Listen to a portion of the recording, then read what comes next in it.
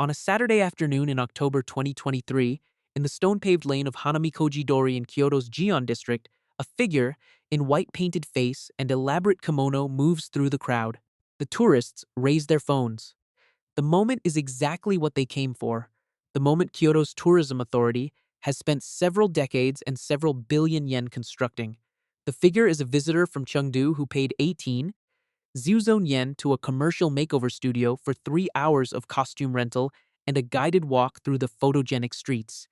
The actual Maiko, who moved through this same lane for 12 years, on her way to an Ochai appointment she had trained 5 years to earn, relocated to Osaka in 2016. She manages a distribution company. She has not returned to Gion. The official position of the Kyoto City Tourism Bureau is that the city is home to the world's most intact geisha culture. Across all of Japan, the geisha population that once exceeded 80,000 in the 1920s has fallen below 1,000 today. The Bureau classifies this as a challenge to be addressed. The data classifies it as an endpoint already in motion. This is the story of the city that tells you exactly what Venice, Lisbon, and Edinburgh are about to become. Because Kyoto already completed the journey, not despite its preservation policies. Because of them, if you have been watching cities like this carefully, you already sense what is happening before the evidence arrives. The sensation is specific. Something is being performed where something used to be practiced. The staging is technically accomplished. The production values are high. But the room the performance occupies was once the place the thing actually lived, and the difference is audible to anyone who knows what to listen for. Empire Falls exists because that difference matters, and because the official apparatus of cultural heritage, the tourism boards, the UNESCO designations, the 5-year strategic plans, is structurally incapable of acknowledging it. Subscribe. This channel documents what the institutional record is too invested in the comfortable story to name. Kyoto was Japan's imperial capital for over a millennium, from 794 to 1869. The geisha culture that developed in its entertainment districts, the karyukai, literally the flower and willow world, was not a decorative tradition. It was a professional and economic infrastructure, trained performers, music teachers, and hostesses who served the merchant class and political elite in a specific type of entertainment house called the ochaya. At its peak in the 1920s, the karyukai system across Japan employed over 80,000 women, operated through a defined apprenticeship structure, maintained its own schools for traditional music and dance, and sustained a living commercial ecosystem of tea houses, kimono weavers, shamisen makers, and lacquerwork suppliers. By 1985, that number had fallen to approximately 17,000. By 2005, to under 5,000. The causes of that contraction, post-war urbanization, the expansion of women's professional opportunities, the declining prestige of formal entertainment culture, were structural and well documented. They were also, by the 1980s, beginning to stabilize. The karyukai was smaller. It was not yet completing. Kyoto is home to the 5 remaining hanamachi, the geisha districts of Gion-kobu, Gion-higashi, Pontocho, Miyagawacho, and Kamishichiken. In 1980, these 5 districts combined held approximately 300 registered maiko, the apprentices who represent the system's next generation. In 1994, approximately 180. In 2004, approximately 100. In 2014, approximately 80. In 2023, fewer than 70. In 1987, Kyoto's city government unveiled its first formal tourism promotion plan, a strategy to develop the city's cultural assets into a global tourism brand. In 1994, 17 monuments and sites in Kyoto were inscribed on the UNESCO World Heritage List, certifying the city's historic fabric as property of humanity. In the decade that followed, international arrivals to Kyoto grew from approximately 2 million annually to over 10 million. By 2019, the figure had reached 53 million visitors, 300 visits per resident per year. The Maiko decline did not slow when the preservation infrastructure arrived. It accelerated. The question this creates, the one that cannot be resolved without the mechanism, is why. Why did the policies designed to protect the culture produce its most rapid phase of extinction? Hold that question. Everything that follows is evidence toward an answer the tourism boards have never published. Living culture requires practitioners. Practitioners require lives. Lives require housing they can afford, neighborhoods they can navigate, economic relationships that make practice sustainable, and community continuity that transmits the tradition across generations. The Karyukai specifically requires Okiya, the lodging houses where Maiko lived during their 5-year apprenticeship, managed by a senior Giko who trains the apprentice alongside their daily practice. Ochaya, the tea houses that engage Giko for formal banquet entertainments, and the network of small specialist businesses, shamisen repair workshops, obi weavers, face paint suppliers, that the commercial ecosystem depends on to function. Preservation policy delivers something different. It delivers heritage zoning that increases property values, tourism infrastructure that converts neighboring buildings into accommodation, economic incentives structured around display rather than practice, and the gradual withdrawal of the ordinary service economy. The grocery, the hardware shop, the dry cleaner who knew how to handle a formal kimono, that supports the daily life of people who actually live and work in the district. Preservation policy is not the cure for authenticity loss. It is authenticity loss with a heritage grant attached. The word that does the damage is asset. The moment a living culture is designated a heritage asset, the moment it enters a tourism balance sheet, it is no longer a living practice. It is inventory, and inventory is managed for yield, not for continuity. But here is where it gets more unsettling. Because the designation is only the first layer, by 2023, Kyoto had over 80 registered commercial kimono rental and Maiko makeover studios, businesses that provide tourists with the visual experience of geisha culture without any of its content. For fees ranging from 8,000 to 25,000 yen, a visitor can be dressed in replica apprentice geisha costume, have their face painted white, be photographed in the lanes of Gion, and return to their hotel with images indistinguishable to the untrained eye from documentation of an actual tradition. The makeover industry generates an estimated 7 to 8 billion yen annually. In the same year, the total revenue of all active Ochaya in Kyoto's 5 Hanamachi, the revenue generated by the actual Karyukai system, by real Ozashiki, by professional Giko, whose training represents years of accumulated skill, was estimated at below 3 billion yen. The performance of the culture generates more economic activity than the culture. The industry built around the appearance of geisha life earns more than geisha life, and that inversion is not an accident of the market. It is the economic consequence of a tourism model that assigns identical commercial value to the authentic and the replica, while the replica scales without limits and the authentic cannot scale at all. The tourist who pays to look like a Maiko is not engaging with geisha culture. They are accelerating its replacement with their own reflection. And the Kyoto City Tourism Bureau records this activity as evidence of the tradition's ongoing vitality, because the visitor numbers support the argument that Kyoto's cultural heritage is thriving, and that argument supports the budget allocation that funds the tourism infrastructure, and the infrastructure brings more visitors who dress as Maiko and are counted as evidence of vitality. The mechanism is circular and self-funding. If patterns like this are the ones you came here for, subscribe. That signal tells the algorithm this kind of investigation should stay visible.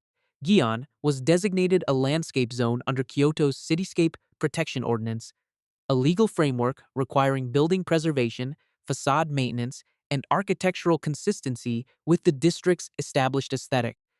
The designation achieved its stated architectural goals. The buildings look exactly as they are supposed to look. The problem it could not address was economic. Heritage zoning increased the property values of every building in the district. Buildings that could now only be leased to tenants whose business could absorb the premium of operating in a certified heritage environment. The small service businesses that had supported the Hanamachi's residents and practitioners could not absorb the premium. Tourist-oriented businesses could. The grocery left. The souvenir shop arrived. The hardware supplier left. The matcha parfait restaurant arrived. The dry cleaner who understood formal kimono left. The rental photography studio arrived. Kyoto City Council records from 2004 contain a 47-page internal assessment noting that the Gion Preservation Order was increasing commercial pressure on residential use in ways inconsistent with the stated goals of cultural continuity. The interventions recommended in that assessment were not implemented, not because the city lacked the analysis, but because the economic model the city depended on was the one the analysis was warning against. Once a city's cultural heritage has been certified by a global body as an asset of humanity, the city cannot administratively uncertify it. The designation creates a global expectation of access, generates a tourism infrastructure that depends on it, and produces a municipal revenue stream that makes it impossible to stop funding the mechanism that is destroying the thing the mechanism was built to protect. The trap does not close suddenly, it closes by compounding one fiscal year at a time, and this is not just a story about Kyoto. The pattern is operating in Fez, Morocco, where the Medina's 1981 World Heritage inscription preceded a documented 400% increase in Riyadh to Hodel conversions in the following 3 decades. It is operating in Luang Prabang, where the 1995 designation converted a functioning Buddhist monastic community into a dawn almsgiving ceremony that tourism operators now explicitly schedule, stage, and sell as a morning excursion. And it is the pattern that Vienna, Edinburgh, and Bruges are following, on their own 30-year delay from Kyoto's timeline.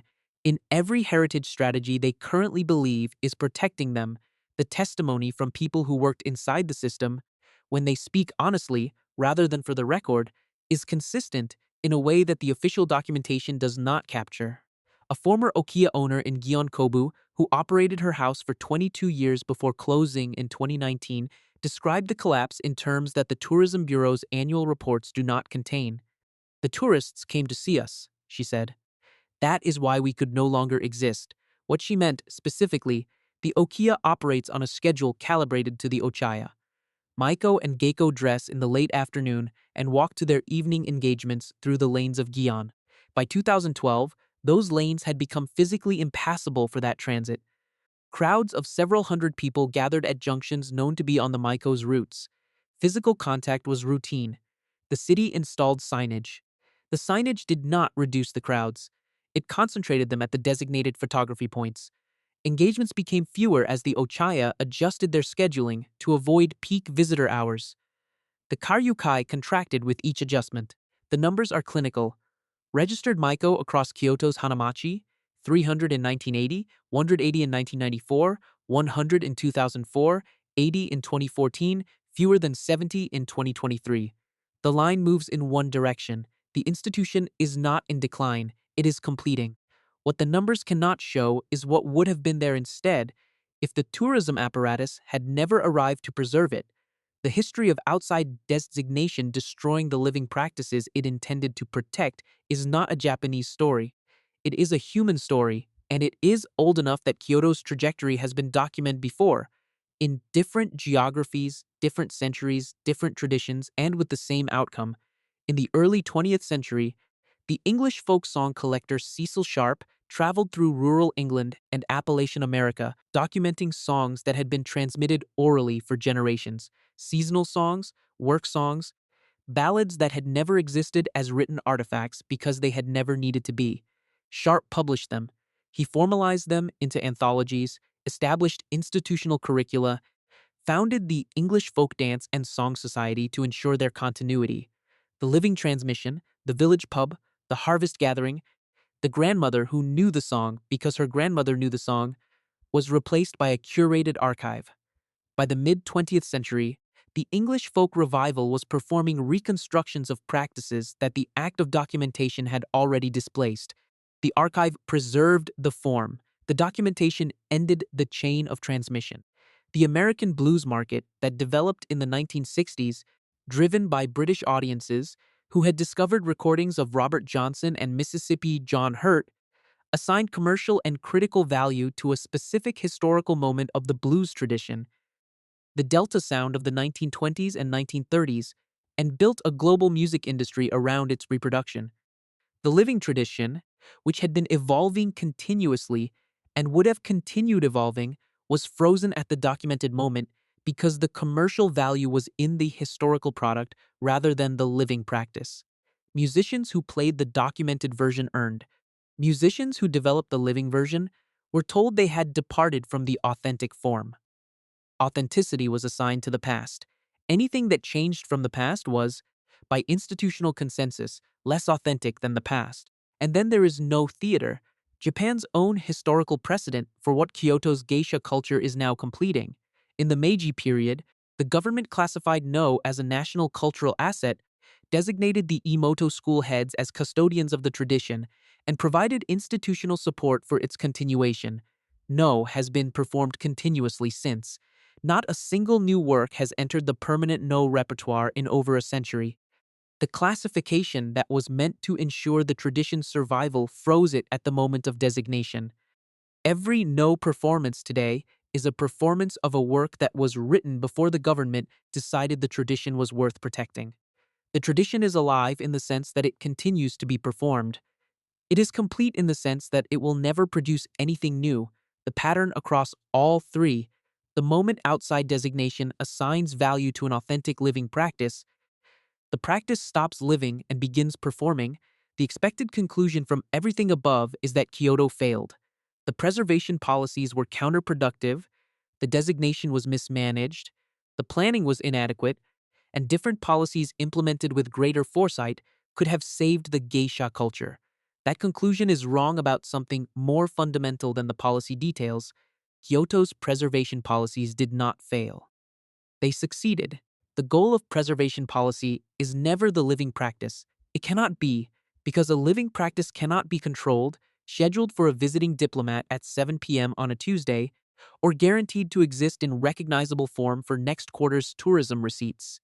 The goal of preservation policy is always the performance of the living practice, the version that can be ticketed, photographed, monetized at scale, and delivered reliably to an audience that has purchased the experience. Kyoto did not accidentally destroy its geisha culture while trying to preserve it. Kyoto systematically replaced its geisha culture with a more economically efficient version of geisha culture, one that scales without the friction of actual practitioners, actual training, actual lives, and classified the replacement as preservation. The counterintuitive conclusion: preservation culture is not the cure for authenticity loss. Preservation culture is authenticity loss, operating at institutional scale, with government funding, international certification, and a marketing budget that makes the mechanism invisible until the original is already gone. Two responses to this conclusion are possible, and neither is comfortable.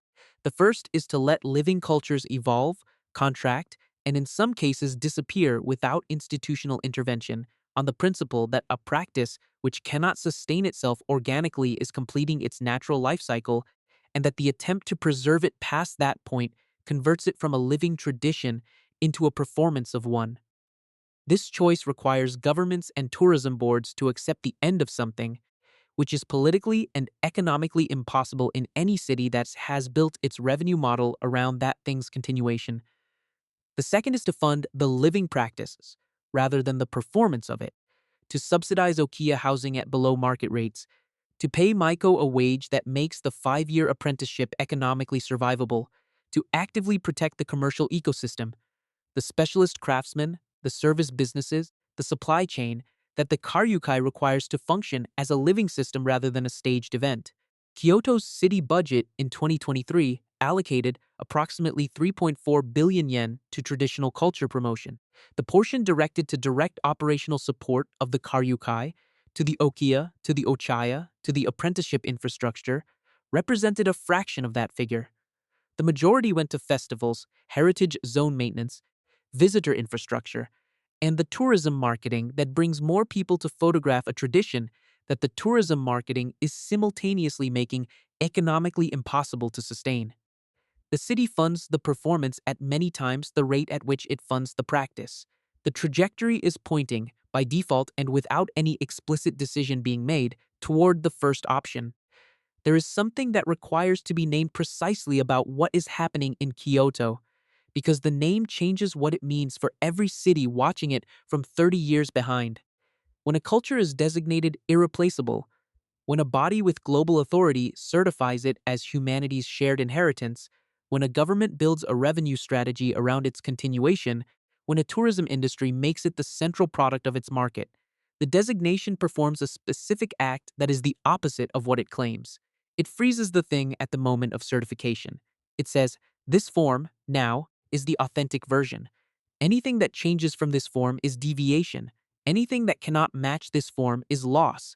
And in doing so, It makes the thing incapable of the one action that living things must perform to remain alive. Living things change. The geisha culture of 1920 was not the geisha culture of 1870. It had evolved new instruments, new repertoire, new patrons, new economic relationships with a modernizing Japan. The tradition had always been in motion, and motion was the mechanism by which it had survived the fall of the samurai class, the Meiji industrialization, the devastation of two wars. Motion was its immune system. The designation that arrived in the late 1980s looked at a post-war version of that tradition, already contracted, already smaller than its pre-war form, and said, "This is the version worth preserving, this one. Not whatever it would have become if left to its own evolution.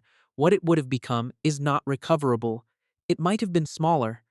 It might have absorbed influences the current tradition would not recognize. It might have attracted practitioners from different backgrounds who brought different relationships to the form.